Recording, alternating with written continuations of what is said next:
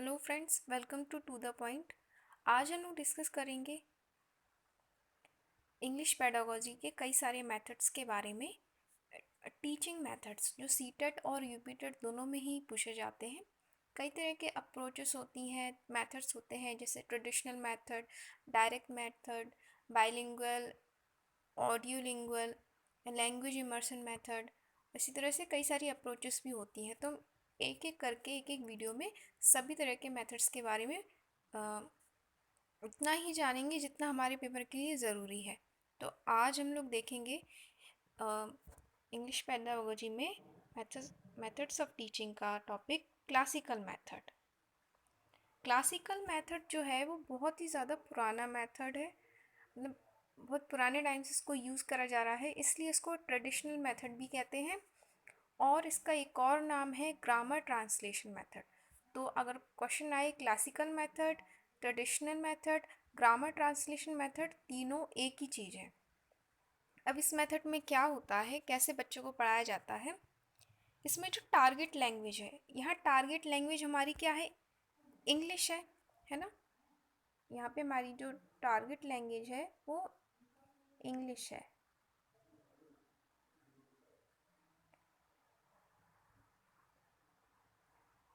तो जो भी टारगेट लैंग्वेज है, या अगर हिंदी में यूज़ हो रहा है ये वाला, तो जो भी टारगेट लैंग्वेज है, अगर ज़रूरत पड़ रही है, बच्चों को समझ में नहीं आ रहा है, तो उन्हें एक्सप्लेन करने के लिए हम लोग मदर टंग का भी यूज़ कर लेते हैं, मतलब मातृभाषा का भी यूज़ कर लेंगे।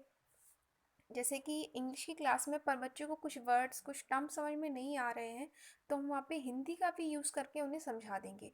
लेकिन हमें मदर टंग का यूज़ तभी करना है जब हमें ज़रूरत पड़े। ज़रूरत पड़ने पर हम अपना मदर टंग का यूज़ कर लेंगे।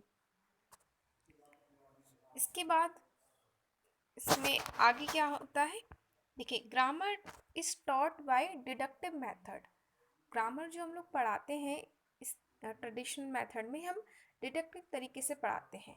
डिडक्टिव का मतलब क्या होता है, डिडक्टिव का मतलब होता है रूल्स टू ऑब्जर्वेशन एग्जाम्पल, यानी कि नियम से उदाहरण की तरफ जाना। पहले हम उसका रूल बताएंगे कि जैसे अगर हम लोग को बता रहे हैं कि सेंटेंस कैसे बनता है, तो हम लोग पहले बताएंगे कि पहले सब्जेक्ट आता है, फिर हेल्पिंग वर्ब आती है, फिर मेन वर्ब आती है, प्लस फिर उसके बाद ऑब्जेक्ट आता है। मतलब हम उन्हें अगर सेंटेंस फ्रेमिंग बता रहे हैं तो पूरा उन्हें पहले रूल्स बताएंगे किस तरह से सेंटेंस बनता है। या अगर हम उन्हें नाउन के बारे में पढ़ा रहे हैं, अगर हम उन्हें नाउन के बारे में पढ़ा रहे हैं, तो पूरी सी डिटेल देंगे कि उसकी डेफिनेशन क्या होती है।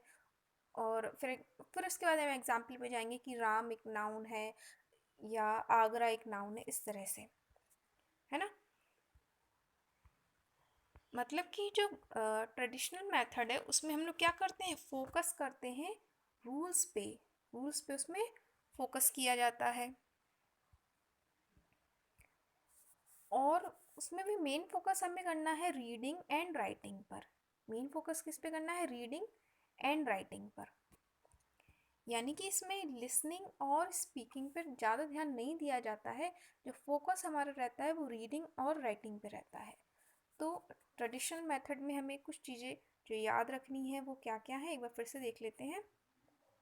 जैसे कि इसका और जो इसके नाम है, क्लासिकल मेथड, ट्रेडिशनल मेथड और ग्रामर ट्रांसलेशन मेथड। पहली चीज़, दूसरी चीज़ क्या है, ज़रूरत पड़ने पर हम टारगेट लैंग्वेज को मदर टंग में भी सिखाते हैं।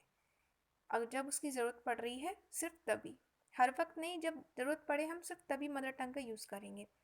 दूसरा, जो ग्रामर इसमें पढ़ाई जा रही है वो डिडक्टिव मेथड से पढ़ाई जाती है, यानी कि इस मेथड में रूल्स पे फोकस किया जाता है और स्टूडेंट की रीडिंग और राइटिंग स्किल को फोकस किया जाता है, उससे ज़्यादा डेवलप किया जाता है।